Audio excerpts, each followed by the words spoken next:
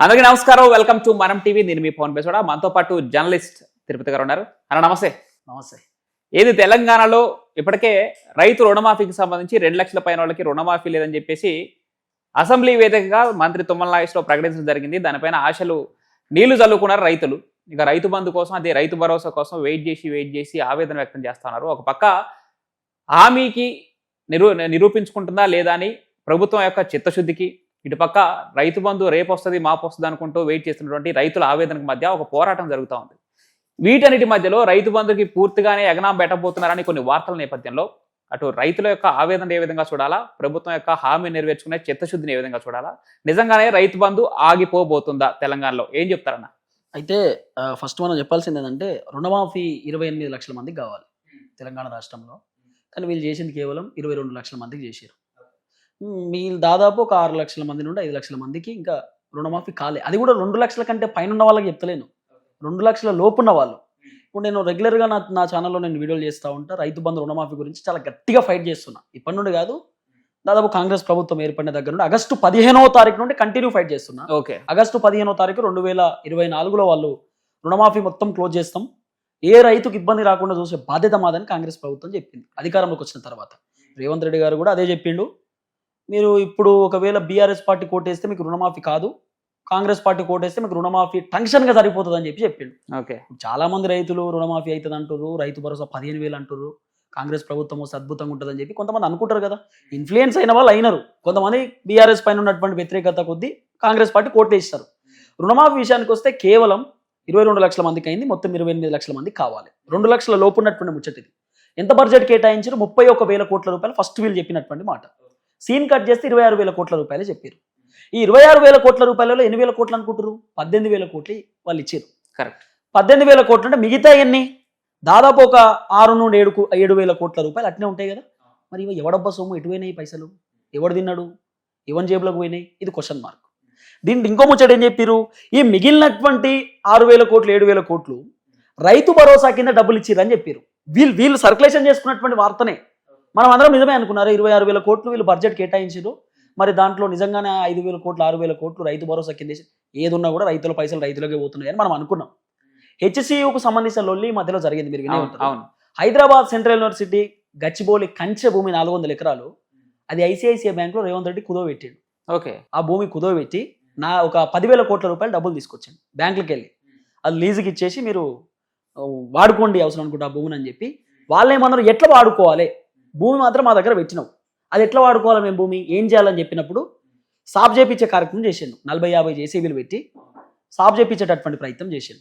సాఫ్ చేపించిండు. తర్వాత హైకోర్టు, సుప్రీంకోర్టు కూడా అంశం పైన చాలా పరిగణంగా చాలా సీరియస్ తీసుకున్నారు. తర్వాత మనం ఎన్విరాన్మెంట్ కాపాడుకోవాలి, బయోడైవర్సిటీ కాపాడుకోవాలనేటటువంటి ఆలోచనతో ప్రకృతిని ప్రేమించే వాళ్ళం మనం అందరం కాబట్టి అడ్డుకున్నాం. అది కరెక్ట్ కాదు, అది ఎట్టి పరిస్థితుల్లో అడ్డుకోవాల్సిందే అని చెప్పి మనం అందరం కూడా అడ్డుకునే ప్రయత్నం చేసినాం. అయితే రేవంత్ రెడ్డి ప్లాన్ ఏం తెలుసా? ఆ 10,000 కోట్ల రూపాయలు తీసుకురావడానికి గల కారణం రైతు భరోసా. ఓకే, రైతు భరోసా గురించి 10,000 కోట్లు తీసుకొచ్చింది. మరి 10,000 కోట్ల రూపాయలు రైతు భరోసా కోసం తీసుకొచ్చినటువంటి మనిషి 4 ఎకరాల లోపు కేవలం 4,000 కోట్ల నుండి 5,000 కోట్లే ఇచ్చిండు. నువ్వు తెచ్చింది 10,000 కోట్లు కదా, ఎందుకు తెచ్చినావు? రైతుల ఖాతాలలో జమ చేయడానికి కదా. మరి 5,000 కోట్లే చేసి 5,000 కోట్లు ఎటు పోయినాయి? దీనిలో లాజిక్ ఏంటంటే 4,000 కోట్ల రూపాయలు ప్రభుత్వ ఉద్యోగులకు జీతాలు ఇచ్చిండు. ఓకే, 10,000 కోట్లు తీసుకొచ్చిండు హెచ్సియు కింద, 5,000 కోట్ల రూపాయలేమో రైతు భరోసా కింద వీళ్ళకి డబ్బులు ఇచ్చిండు. అది కూడా 4 ఎకరాల లోపు. దాదాపు ఈ రైతు భరోసా ఎంతమందికి? 80 లక్షల మంది రైతులకు రావాలి. 1,52 లక్షల ఎకరాలకు రైతు భరోసా రావాలి. దాంట్లో వీళ్ళు 4-5 లక్షల ఎకరాలు క్యాన్సిల్ చేశారు.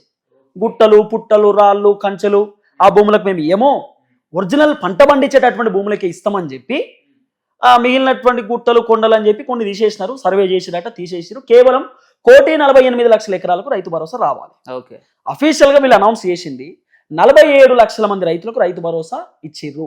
అది కూడా 4 ఎకరాల లోపు ఉన్నటువంటి వాళ్ళకి. దాదాపు 45 లక్షలు అనుకుందాం ఫర్ ఎగ్జాంపుల్, 80 లక్షలలో ఇంకా 35 లక్షల మందికి రావాలి కదా. 35 లక్షల మంది. దీంట్లో మనం ఒక క్లారిటీలోకి ఒక క్యాలిక్యులేషన్ చేసుకుంటే మన తెలంగాణ రాష్ట్రంలో సన్నకారు రైతులు, చిన్నకారు రైతులు అని అంటాం మనం. ఇప్పుడు మన మొత్తం తెలంగాణలో, ఆంధ్రాలో కూడా అంతే. సన్నకారు రైతులు, చిన్నకారు రైతులు అంటే 5 ఎకరాల లోపు ఉన్నటువంటి రైతులు వాళ్ళు. 5 ఎకరాల లోపు ఉన్నటువంటి రైతులు మన తెలంగాణలో ఎక్కువ శాతం ఉంటారు.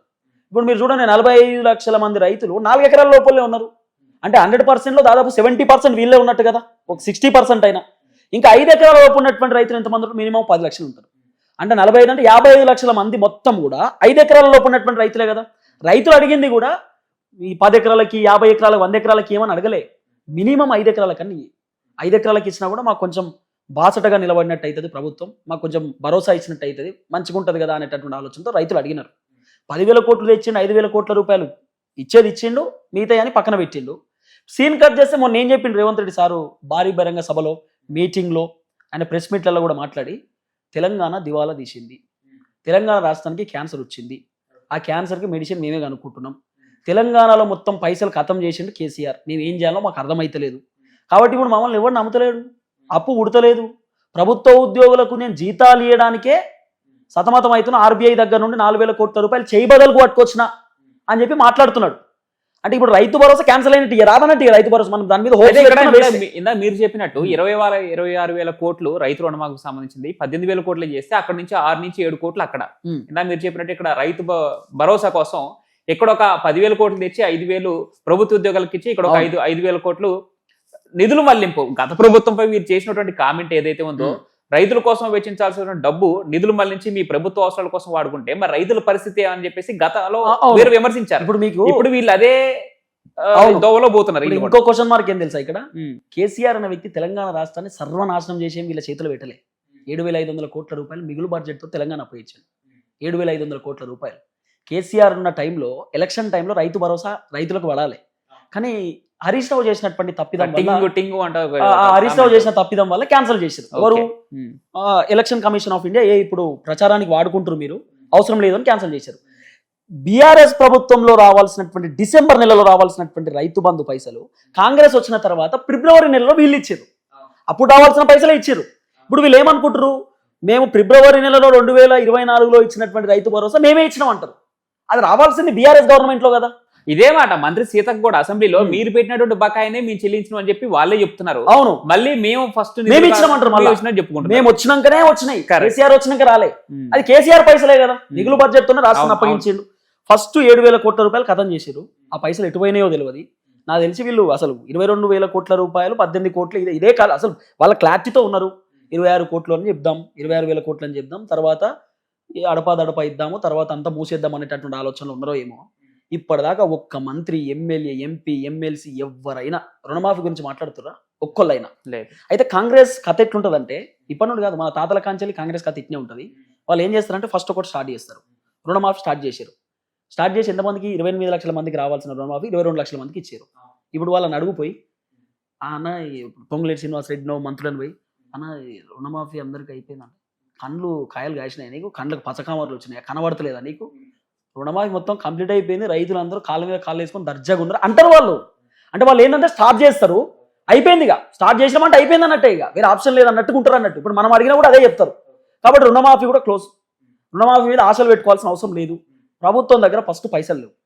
మీరు ఇంకోటి ఏంటంటే, ఇప్పుడు రేవంత్ రెడ్డి పర్యటనకు పోయిండు కదా జపాన్ పర్యటన పోవడానికి కారణం కూడా పైసలు లేవు. 50,000 కోట్ల రూపాయలు అప్పు కావాలి.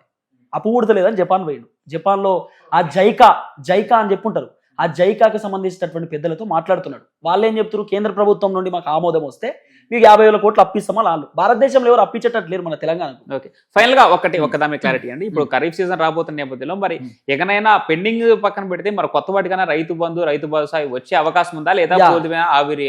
అసలు రైతు భరోసాని తీసేద్దామనే ఆలోచనలో ప్రభుత్వం ఉందనేది చాలా మంది రాజకీయ విశ్లేషకులు, సీనియర్ జర్నలిస్ట్ చెప్తున్న మాట. ఎందుకు తీసేస్తారట తెలుసా? నాకు వచ్చిన సమాచారం, సోషల్ మీడియాలో నడుస్తున్నటువంటి చర్చ ప్రకారం రైతు భరోసాకు మినిమం 10,000 కోట్లు కావాలి. ఇది ఎంత కాదన్నా 6 నెలలకు ఒక పంట, 6 నెలలకు ఒక పంట, 80 లక్షల మంది రైతులకు ఇవ్వాలి. 1,40,00,000 ఎకరాలకు రైతు భరోసా ఇవ్వాలి. వీళ్ళకు బర్డెన్ పడుతున్నది. ఇప్పుడు వీళ్ళు నేను సింపుల్ చెప్పాలంటే ప్రభుత్వానికి సింపుల్ గా అయిపోవాలి. అందుకే నేను చెప్తా, కాంట్రాక్ట్ అవుట్ సోర్సింగ్ ఉద్యోగులను ప్రభుత్వం తీసేయబోతున్నది. ఎందుకు తీసేస్తున్నట్ట అంటే పైసలు లేవు, వాళ్ళకి జీతాలు ఇవ్వడానికి బర్డెన్ పడుతుంది, తీసేద్దాం. రైతు భరోసా కూడా బర్డెన్ పడుతుంది. రైతు భరోసా ప్లేస్ లో దీనికి రైతు భరోసాకు 10,000 కోట్లు కేటాయించాలి. ఈ రైతు భరోసా ప్లేస్ లో మహిళలకు 2,500 ఇవ్వచ్చు, 500 రూపాయల గ్యాస్ సిలిండర్ ఇవ్వచ్చు, 500 రూపాయల పంట బోనస్ ఇవ్వచ్చు. ఇవన్నీ మనం రైతులకు ఇవ్వచ్చు కదా.